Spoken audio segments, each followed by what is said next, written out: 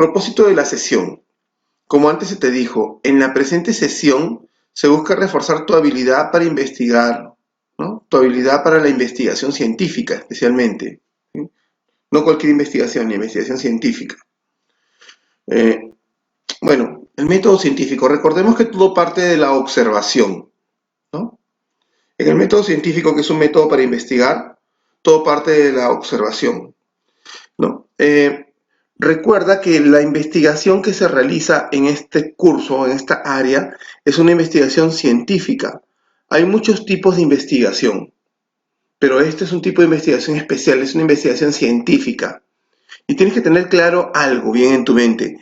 ¿En qué se distingue o se diferencia la investigación científica de otras investigaciones? Bueno, la investigación científica es científica porque dentro de ella no solamente hay indagación teórica, sino también hay experimentación.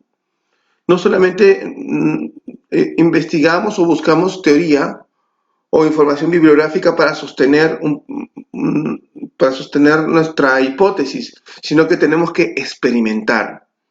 A diferencia de lo que es otro tipo de investigación llamado exploración, en donde solamente se busca información teórica, acá también se tiene que experimentar. Recuerda, las dos columnas que sostienen la investigación científica es la indagación teórica y la experimentación. Si no tenemos experimentación, no hay investigación científica. Pero bueno, vamos a comenzar por algunos pasos, por los primeros pasos de la investigación científica. ¿Sí? Tenemos primero la observación, todo parte de la observación, ¿no? Y aquí es donde yo quiero que tú desarrolles lo que yo suelo llamar inquietud científica, ¿no? Que cualquier fenómeno, que seas sensible a captar cualquier fenómeno que ocurra a tu alrededor y tratar de querer explicarlo, ¿no? Hay que tratar de desarrollar esta habilidad, ¿no? Tener esa percepción científica, que seamos curiosos, que nos llame la atención cualquier detalle que veamos a nuestro alrededor. La observación tiene que ser reiterada, se tiene que hacer varias veces, tiene que ser sistemática, tiene que guardar un orden y tiene que ser precisa, ¿no? Tenemos que observar exactamente lo que concierne al fenómeno que en ese momento nos llamó la atención. Vamos a profundizar un poco más de esto. Segundo paso en el método científico, el planteamiento del problema, que no es el problema. Que no es el problema investigar. El planteamiento del problema es una introducción al problema, es un pequeño resumen de la observación que se hizo, ¿sí? Se redacta como una introducción para el problema. Después tenemos al problema en sí. El problema en sí es una pregunta. Después del problema redactamos la hipótesis. ¿Qué es la hipótesis? Es una posible solución al problema, se redacta en afirmativo y en condicional. Y con las hipótesis siempre van a ir las variables, que son dos, dependiente e independiente. Ojo, acá no termina el método científico. Esta es la primera etapa del método científico nada más. La etapa que concierne a la capacidad que vas a desarrollar, planteamiento de problemas. El método científico todavía continúa. Después de esto hay que recolectar información teórica, hay que preparar una experimentación científica, hay que experimentar, hay que recoger datos, hay que administrar estos datos, tabularlos, hay que observar los datos, analizarlos, después hay que emitir una conclusión y después hay que redactar un informe científico. Pero todos estos pasos que continúan los vamos a ver más adelante. Primero esto. Quiero que nos enfoquemos en esta primera etapa, que lo hagamos bien. Quiero que aprendas a hacer correctamente una observación, que plantees bien un problema, que redactes bien un problema, que redactes bien una hipótesis, que sepas determinar correctamente las variables. Esto es lo que vamos a ejercitar el día de hoy, esta primera etapa de la metodología científica. A lo largo del curso vamos a ir desarrollando las demás etapas y pues al terminar el curso quiero que estés preparado para poder hacer investigaciones científicas, bueno, no muy grandes quizás, pero sí correctas para tu edad y el nivel en el que te encuentras académicamente en este momento. Continuemos.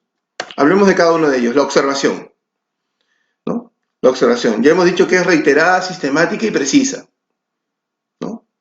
Reiterada porque la observación se tiene que hacer varias veces, sistemática porque tiene que tener un orden, precisa porque nos tenemos que enfocar solo en el fenómeno que estamos observando. Muy bien, ¿qué más podemos decir de la observación? Se realiza empleando todos los sentidos, ¿no? Recuerda que observar no solamente es mirar, ¿no? Al observar yo empleo todos los sentidos. Yo al observar un fenómeno no solamente miro, sino también puedo tocar, puedo oler, ¿sí? Puedo oír. Todos mis sentidos están involucrados cuando yo tengo que observar un fenómeno, ¿no? A eso se le llama análisis organoléctico, lo hago con los órganos, con mis sentidos. No solamente bastan los sentidos para observar. Cuando uno observa también puede utilizar instrumentos de observación. ¿Qué instrumentos de observación puedo utilizar? Lupas, telescopios, microscopios, ¿no? De repente estoy observando, qué sé yo, un insecto, ¿no? Me llama la atención la naturaleza de un insecto, entonces cojo una lupa para observarlo mejor. Me llama la atención un fenómeno que observé en el cielo, cojo un telescopio. O ahora este fenómeno que ocurrió en la ciudad de Wuhan, cuando mucha gente estuvo enfermando por una nueva, apareció una nueva enfermedad, nadie sabía qué cosa era. Los científicos tomaron muestras y hicieron cultivos microbianos y con microscopios observaron esta nueva cepa de virus que había aparecido. Usaron un microscopio. Y así, etcétera. Podemos tener algunos diferentes instrumentos para la observación. No solamente se observa con los sentidos, también instrumentos de observación. ¿Y solamente hay instrumentos de observación? Pues no. También se pueden utilizar instrumentos para registro. La mente es muy débil. No solamente observo y todo lo guardo en mi mente, también tengo que ir registrando lo que yo voy observando, ¿no? Lo apunto en una libreta, ¿no? Puedo tomar fotografías de lo que observo, grabo audios de lo que observo, grabo videos de lo que observo, cojo apuntes, muere alguien, llevan a esta persona que ha muerto a que se investigue por la causa por la que murió. Entonces el forense, cuando empieza a hacer la autopsia y empieza a abrir al cadáver, no va mirando cada uno de los órganos y va recordando, yo vi esto aquí, yo vi esto que pasó en el estómago, yo vi esto que pasó en los intestinos. No, prende su grabadora y va grabando, o en algunos casos va filmando la autopsia. ¿Por qué? Porque la mente es débil y él tiene que ir registrando su observación, todo lo que observa, para después revisarlo con calma y hacer un análisis más conciso. Porque cuando uno observa, recuerda, no guardas todo en la mente es frágil. Hay que ir apuntando, hay que ir tomando fotos, hay que ir grabando audios, hay que ir grabando videos. Así se va realizando una buena observación. ¿Qué es el planteamiento del problema? Bueno, mucha gente confunde plantear el problema con redactar un problema. No, no. Son dos cosas diferentes, pero va por ahí la cosa, pero son diferentes. El planteamiento del problema es el resumen de la observación. Tú observaste un fenómeno, registraste el fenómeno, incluso pudiste haber investigado algo sobre dicho fenómeno. No puedes entrar a la red, a internet y previamente poder investigar y empaparte un poco más de este fenómeno que estás observando, ¿no? Una indagación teórica rápida. Y después que tienes todo este contexto que rodea al fenómeno que estás observando, redactas el problema, ¿no? Redactas lo que has observado, ¿no? Redactas tu problema, ¿no? Redactas, ojo, no el problema como pregunta, sino haces una breve introducción para después poder aterrizar al problema que vas a investigar. Como antes te dije, plantear el problema, antes de plantear un problema, siempre es meritorio que uno dé una investigación rápida de lo que ha observado. Entras a la red y googleas, buscas información sobre el fenómeno que tú estás observando y ya con más información teórica en tu mente sobre este fenómeno puedes redactar un resumen de lo observado, ¿no? Y te puedes introducir el problema, ¿no? A veces uno observas un fenómeno y no eres no tienes mucho conocimiento sobre lo que estás observando, entonces siempre es bueno empaparse un poco antes de redactar el planteamiento del problema. El problema que uno redacta puede tener un contexto nacional, regional, local, depende de lo que estamos observando. Y después viene el problema en sí, ¿no? Ya planteé mi problema, ahora aterrizo, en concreto, ¿qué es lo que quiero investigar? ¿No? El problema realmente es la excusa para investigar, ¿no? Porque si no hay problema, no hay investigación. Necesito una excusa para poder investigar, y la excusa para investigar es un problema, ¿no? Yo puedo haber observado, puedo haber hecho un planteamiento, una introducción maravillosa, pero no tengo que investigar, no he aterrizado. Entonces tengo que aterrizar a una pregunta, a un problema. Y como ya te dije, este problema se redacta como una pregunta. Y si es necesario, esta pregunta se enmarca temporal y espacialmente. ¿Qué significa enmarcarla temporal? ¿No? Que yo tengo que poner el tiempo en el que está ocurriendo el fenómeno y en el que yo voy a investigar el problema. ¿Qué significa espacial? Yo tengo que ubicarme en qué lugar ocurrió el problema, ¿no? No es lo mismo investigar, por ejemplo, este fenómeno del coronavirus en el verano, está ocurriendo en el verano en el Perú, a investigarlo si hubiera ocurrido en el invierno en el Perú. Las cifras que recogíamos o las observaciones que recogíamos serían iguales en época de verano que en época de invierno. Pues no, definitivamente no, ¿no? Hay efectos externos que van a alterar el resultado de mi observación. Por eso yo debería enmarcarlo temporalmente, ¿no? Mi estudio está haciendo en los meses de enero, febrero, o mi estudio está haciendo en los meses de junio, julio. ¿Por qué? Porque la persona que revise después mi investigación, recuerda que uno nunca investiga para uno mismo. Yo investigo para después comunicar el resultado de mi investigación a la comunidad. Mi investigación no es para que yo me la guarde, no. La investigación es para comunicarla, para que sirva para la humanidad. Y cualquier persona que vea mi investigación tiene que tener toda la información necesaria para poder entender lo que yo quise investigar y las conclusiones a las que yo llegué con mi investigación. Entonces la persona que revise mi investigación tiene que saber que esa investigación se hizo en una época, por ejemplo, de invierno o de verano. Y los efectos que se ejercen sobre lo que yo investigué eh, son afectados, a la redundancia, por este agente climático. O no es lo mismo que yo haya hecho mi investigación en la ciudad de Ica, con las características que tiene la ciudad de Ica, o en la ciudad de Huaraz, con los efectos que tiene la ciudad de Huaraz. Tenemos efectos climáticos diferentes, tenemos efectos de presión diferentes. Entonces estos efectos de las diferentes ciudades van a alterar las observaciones que yo haga. Por eso es que a veces es necesario enmarcar espacialmente, es decir, dónde ocurrió la investigación, ¿no? No olvides comenzar la pregunta o el problema con las palabras qué, cómo, cuándo, para qué, con qué, en qué, dónde, etcétera, ¿no? Es una pregunta se redacta comenzando con estas palabras. Un ejemplo, un ejemplo. ¿Por qué los agentes químicos externos provocan la mutación de la célula en la ciudad de Puquio durante el invierno del año 2019? ¿No? Ese es nuestro problema.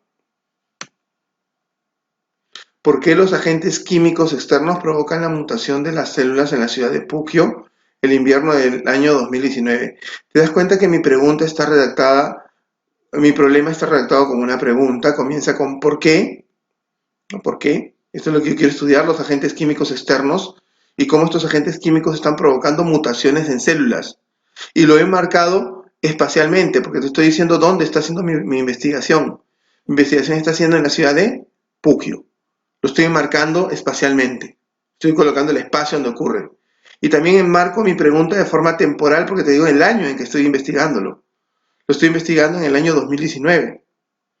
¿Y tiene algo que ver el que lo haya investigado de repente en el año 2020 o en el año 2018? Pues sí, sí, ¿no? De repente en el año 2018, cuando realizo ya mi investigación más detallada, busco mi información teórica, los agentes químicos externos se vieron afectados por el cambio climático que pudo haber habido ese año, o ese año pudo haber habido, qué sé yo, alguna alteración de los agentes químicos por algún motivo, ¿no? Ya cuando investigue me daré cuenta qué es lo que ocurrió ese año, ¿no? A veces es importante marcarlo espacial y temporalmente. Probablemente yo a lo largo del curso no te obligue o te exija que todos los problemas los enmarques espacial y temporalmente, pero a medida que vayamos ganando un poco de experiencia en la investigación científica, voy a irte pidiendo, mira, es necesario, voy a irte pidiendo que descubras si es necesario que lo enmarques espacial o temporalmente. La hipótesis. ¿Qué es la hipótesis? Ya le hemos dicho hace un momento, no es una posible respuesta, ¿no? Es una posible respuesta al problema que yo planteé. Yo planteé un problema, pues ese problema, esa pregunta merece una respuesta. ¿Y qué es esa respuesta? Es la hipótesis. ¿Cómo se redacta la hipótesis? Se redacta en afirmativo y en condicional. ¿Sí? La hipótesis se redacta en afirmativo y en condicional. ¿Cómo es condicional? Bueno, no afirmas ni niegas nada. Recuerda que la hipótesis es una suposición, es una posible respuesta al problema, es una posibilidad, ¿no? Si bien es cierto, se redacta en afirmativo, no es una afirmación concreta, tampoco es una negación, es una posibilidad. Comienzo redactándolo en positivo, pero continúo mi redacción dando la opción a que mi premisa pueda ser verdadera o pueda ser falsa. Hipótesis se redacta en afirmativo, ¿no? Se continúa redactando como una condicional y tiene que incluir a las variables. Esa es la estructura de toda hipótesis. Y las variables, ¿qué son las variables? Ahorita vamos a ver. De repente ya tienes algún conocimiento sobre las variables, ya los has estudiado los años anteriores, pero de todas maneras vamos a profundizar un poco. Un ejemplo, ¿no? ¿Recuerdas el problema anterior? La pregunta que hicimos anteriormente. Bueno, acá tenemos un ejemplo de hipótesis. Si al exponer a las células a agentes químicos externos provocan la mutación de las mismas en la ciudad de Puquio durante el invierno del año 2019, perdón. Comenzamos a redactarlo con una afirmación. ¿Estamos de acuerdo? Provocan. De repente aquí deberíamos haber puesto la palabra provocarían la mutación. ¿Por qué provocarían? Porque al decir provocan ya estoy afirmando. Al decir provocarían estoy dando abierta la posibilidad de que pueda ser cierto o pueda ser falso, ¿no? Esta hipótesis que hemos redactado, por ejemplo, tiene un error. Aquí podríamos escribir en lugar de provocan, provocarían. Vamos a ver más adelante otros ejemplos.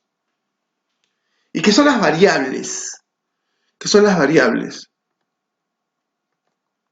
Bueno, las variables son conceptos que forman enunciados de un tipo particular. ¿Cómo se llaman estos enunciados? Se llaman hipótesis. Son conceptos, ¿no? Las variables son conceptos. De ahí que cada variable se tiene que determinar, se tiene que parametrizar, se tiene que definir.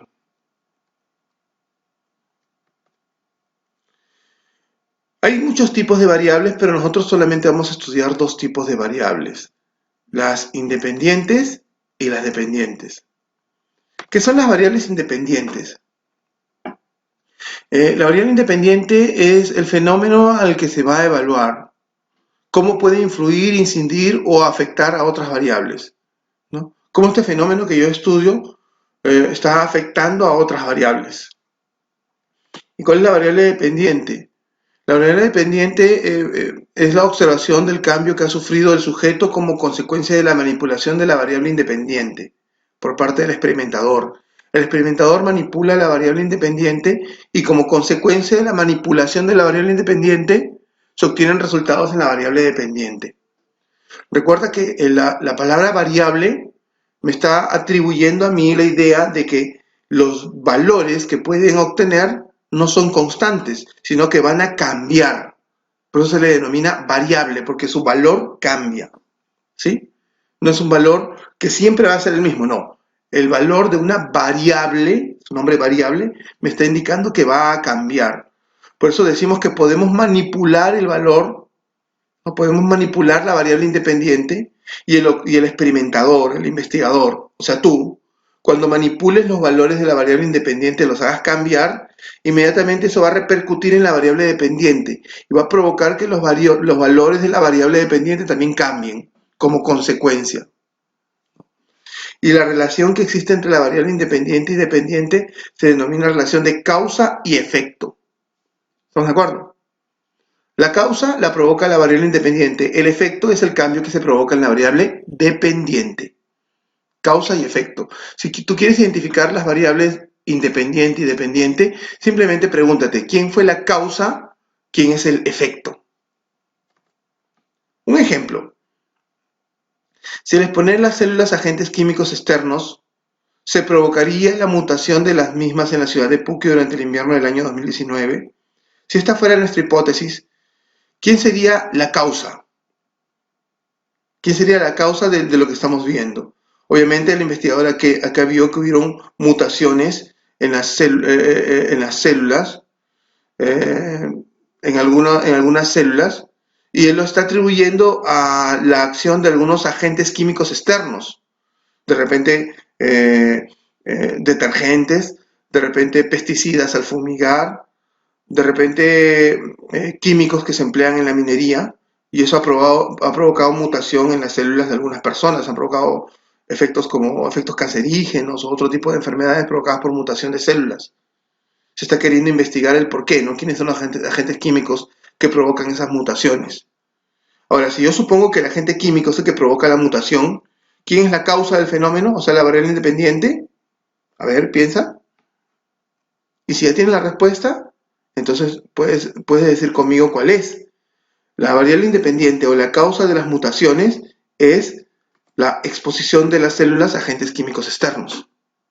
Entonces esa viene a ser mi variable independiente, porque es la causa, es la que provoca. ¿Y qué es lo que está provocando la variable independiente? ¿Qué es lo que provoca la exposición a agentes químicos externos? Está provocando una mutación en las células. Entonces la mutación de las células viene a ser la variable dependiente. Causa y efecto. Muy bien, ahora que ya conoces un poco más, que ya has recordado un poco más sobre esta primera etapa de la investigación científica, vamos a practicar esto que hemos aprendido, ¿sí? Y así vamos a ver si hemos podido desarrollar un poco más esta capacidad de poder plantear problemas, plantear hipótesis, identificar variables. Eso es lo que quiero que desarrolles el día de hoy, ¿no? Observar un fenómeno, plantear problemas, plantear hipótesis, identificar variables.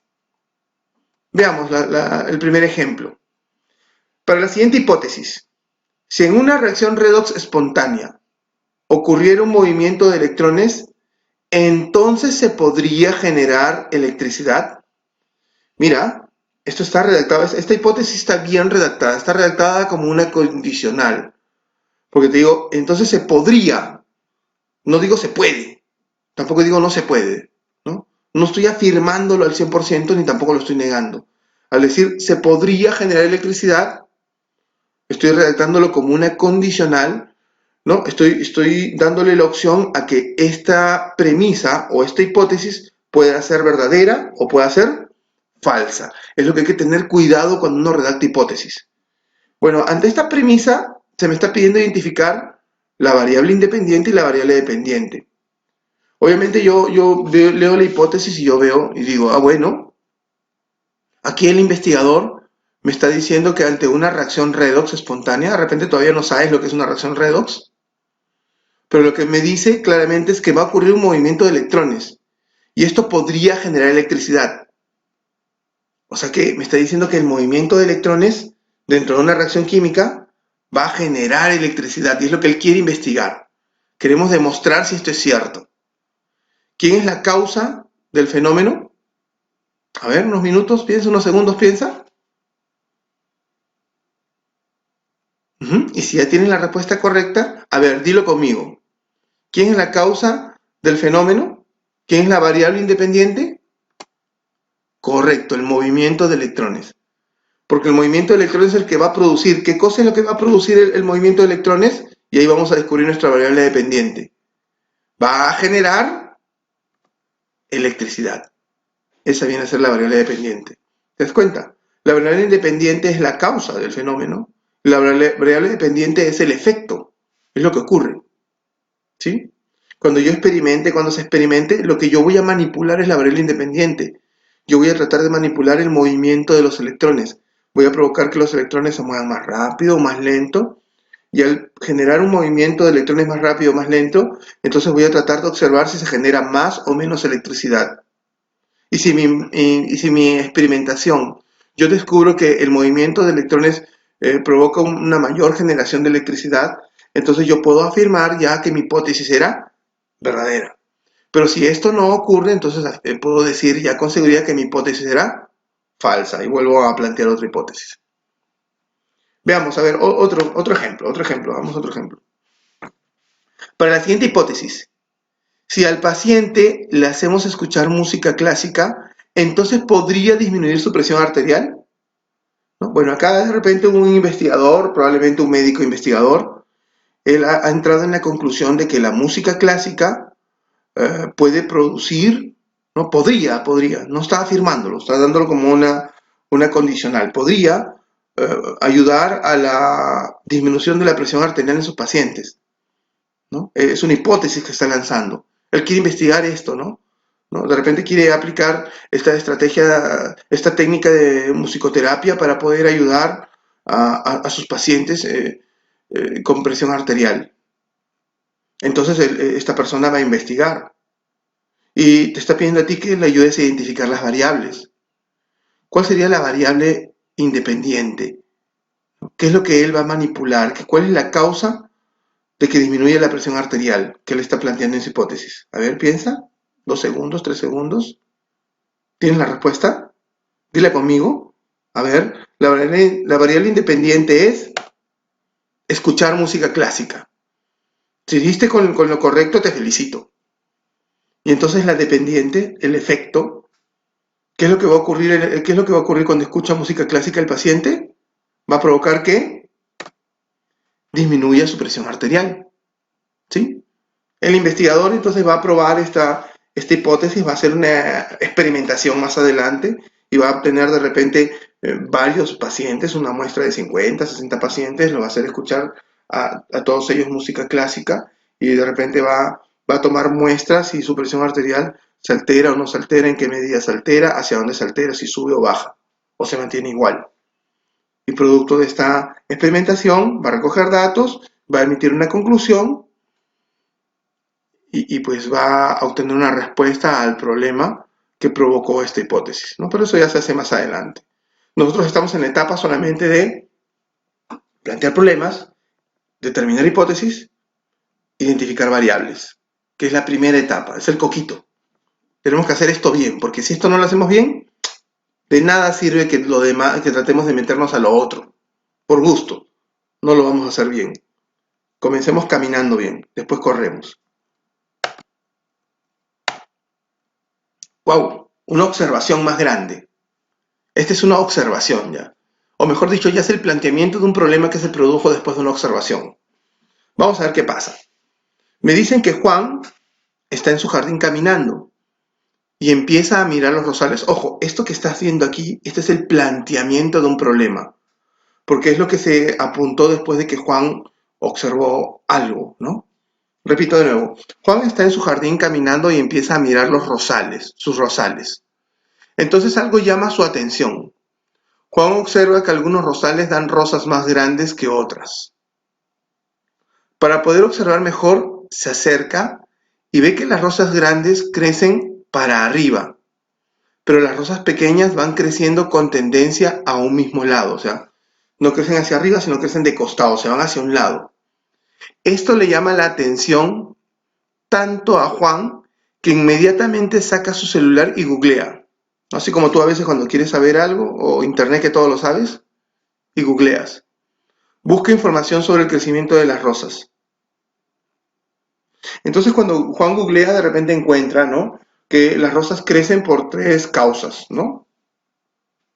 Crecen porque se le añade, bueno, porque la tierra tiene buen abono, porque se le riega constantemente y por la intervención del sol, ¿no? Hay tres causas que provocan el crecimiento de las rosas: el abono, la tierra bien preparada, el riego y el sol. Ahora, definitivamente si los rosales están sobre un mismo jardín que tiene Juan, probablemente estén abonadas de la misma manera, estén sobre la misma tierra. Probablemente Juan riegue igualmente sus rosas. Entonces Juan observa un poco más y hay una tercera causa que provoca el crecimiento, que es el sol.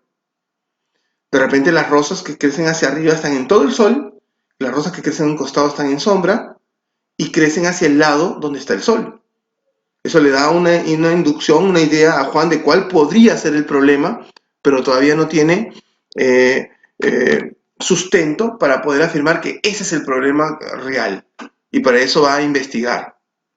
Y ante este planteamiento del problema observado por Juan, él quiere investigar para saber cuál es la causa real del fenómeno que ocurre. Después de haber googleado, de haber buscado información teórica, ya tiene más o menos una idea de cuál es el problema. Pero para poder investigar formalmente hay que plantear el problema como una pregunta.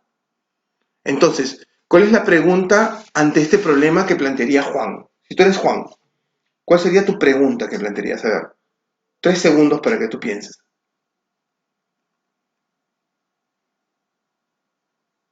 ¿Listo? A ver, dilo conmigo si ya lo tienes. ¿Cuál es el problema que plantearías tú si fueras Juan? ¿Por qué unas rosas están creciendo más que otras en mi jardín? Como te das cuenta, estamos comenzando la redacción del problema con ¿por qué? El problema se redacta como una pregunta, ¿sí? Esta es la redacción a mi problema. ¿Por qué unas rosas están creciendo más que otras en mi jardín? Y bueno, después de googlear, como ya antes te dije, Juan lee en su celular que los factores que afectan el crecimiento de las rosas son los nutrientes de la tierra, la cantidad de agua y la luz solar. Y Juan, bueno, se pone a meditar un poco, ¿no? La tierra es la misma, es mi jardín, yo le echo abono a mi jardín periódicamente y los rosales que yo he observado están sobre la misma tierra. Yo riego de la misma manera mi jardín, ¿no? Pero ¿estarán los dos rosales directos al sol? Probablemente Juan observa que un rosal está directo al sol, como antes te dije, y otro rosal está debajo de un árbol. Y este árbol le quita sol al rosal. Y yo veo incluso que el rosal no está creciendo, ese segundo rosal no está creciendo hacia arriba, sino de costado. Y veo que se está yendo hacia donde está el sol.